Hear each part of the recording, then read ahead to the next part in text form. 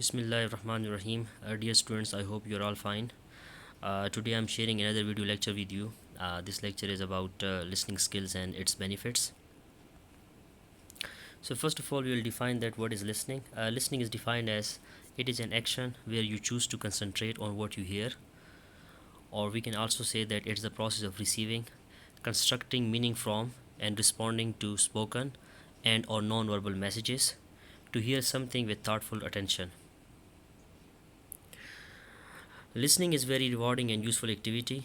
Without listening, the process of communication cannot take place. Listening means to pay attention to the message we hear from the speaker, who is the sender. And if we do not pay attention to the message, we cannot give a proper feedback to it. Consequently, our organization or business may suffer a heavy loss or disaster. Listening skills are so important for the successful conduct of business that most corporations are training their employers in listening skills. Now I will tell you the difference between listening and hearing. As we all know that listening is a dynamic activity, but hearing is simply the act of perceiving sound by the ear. It occurs with or without receiver's consent, whereas listening is a dynamic process. It is a conscious activity. People have formulated many mistaken views about listening. They think that listening is the same thing as hearing. Actually, listening is not an automatic process. We may hear, but we may not listen. Listening is different from hearing. Hearing is an automatic activity, whereas listening is a deliberate activity. Hearing cannot be stopped, it is a passive activity. Listening is a dynamic process. Hearing is with ears, but listening is with mind. Listening is a conscious activity and therefore it is not a passive one. But listening varies from person to person. It depends on sensibility of man. All receivers do not receive the same message. We have seen in our daily life that some listeners go off sleep during some lecture. They do not enjoy what the speaker is talking. Listening is very demanding activity. It demands not only full attention but also a proactive interest in what the speaker is talking about. Now I will tell you about the listening process. Listening takes place in 5 stages. That how does listening take place? The first stage is receiving the message. In the first place, the sound waves strike the eardrum. They cause vibrations. They are transmitted and received by the brain.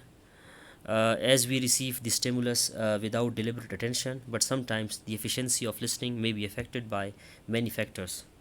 Suppose we are tired, we are hungry, there is noise at the place of hearing, we may be worried. All these factors affect our listening. The second stage is interpreting the message. At the second stage, the sound waves are transmitted to the brain. Listening takes place only when our brain gives meaning to these electromechanical waves. We interpret the message according to our levels of experience and intelligence. The third stage is evaluating the message. This stage is integrally related to the stage where we interpret the message. Here you will try to weigh the words that you have heard and assess their importance. The fourth stage is responding to message. This stage is a stage where the listener gives verbal, non-verbal, or both kinds of feedback to the message that has been received. And the last stage, the fifth one, is acting upon the message.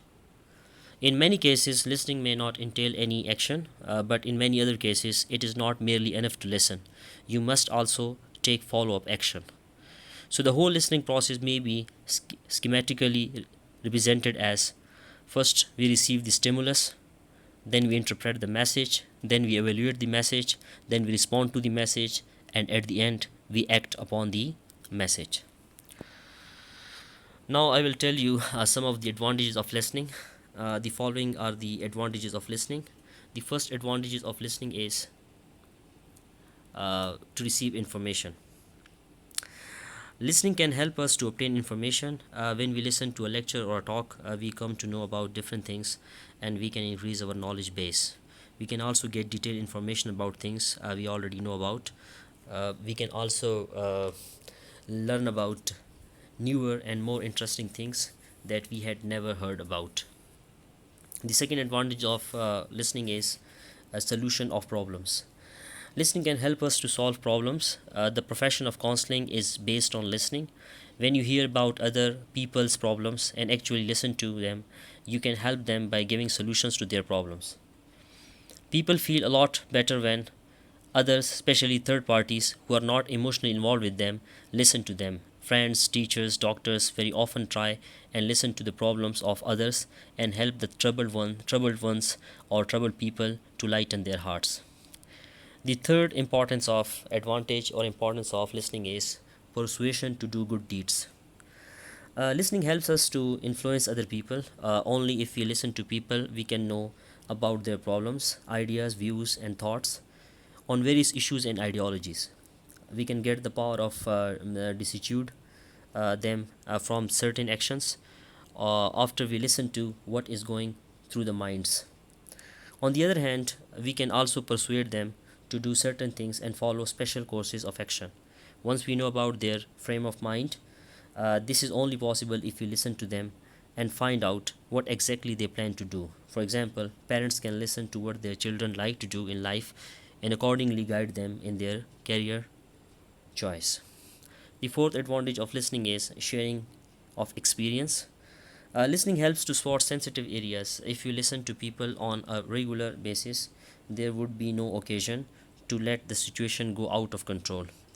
There can be periodic listening sessions between management and employees. This can actually be helpful in any relationship. If regular listening takes place, there is no simmering grudges and workers feel contented. The last advantage is making better policies. Listening helps to make better policies. If the management listens to their employees carefully and listen to the changing market scenario and demands of people, they would be in a better position to frame policies for the company. They would be able to please the employees and the organization would become more friendly and congenial.